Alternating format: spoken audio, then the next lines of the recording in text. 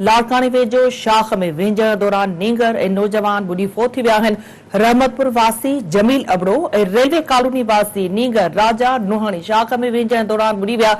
इलाइक़े वासियुनि बुड़ी वियलनि खे बेहोशी वारी हालत में कढी अस्पताल पहुचायो, जिते डॉक्टर फोत थियण जी तस्दीक कई। होॾां फोतुनि जा लाश घर पहुचण ते कोहराम मची वियो आहे। लाड़कानी वेझो शाख में वेंझण दौरान नींगर ऐं नौजवान बुढ़ी फोत थी विया आहिनि। रहमतपुर वासी जमील अबड़ो रेलवे कॉलोनी वासी नींगर राजा नुहाणी शाख में वेंझण दौरान बुड़ी विया। इलाइक़े वासियुनि बुड़ी वियलनि खे बेहोशी वारी हालत में कढी अस्पताल पहुचायो, जिते डॉक्टरनि फोत थियण जी तस्दीक कई आहे।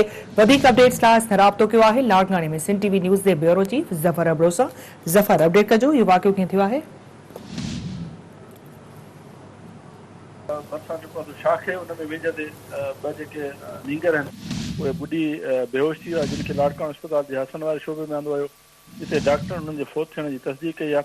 ॿई जेके नौजवान उहे लाड़काने जे रहमतपुर जे इलाइक़े जा रहवासी आहिनि, जेके हिन शाख में वेठा पिए त जेको आहे बुढ़ी बेहोश थिया, उन खां पोइ जेको आहे फोत थी विया आहिनि। अहिड़े वाक़े सबबि संदनि घरनि में कोहराम मची वियो, लाश हींअर जेके उन वारसनि जे हवाले कया विया आहिनि अस्पताल में।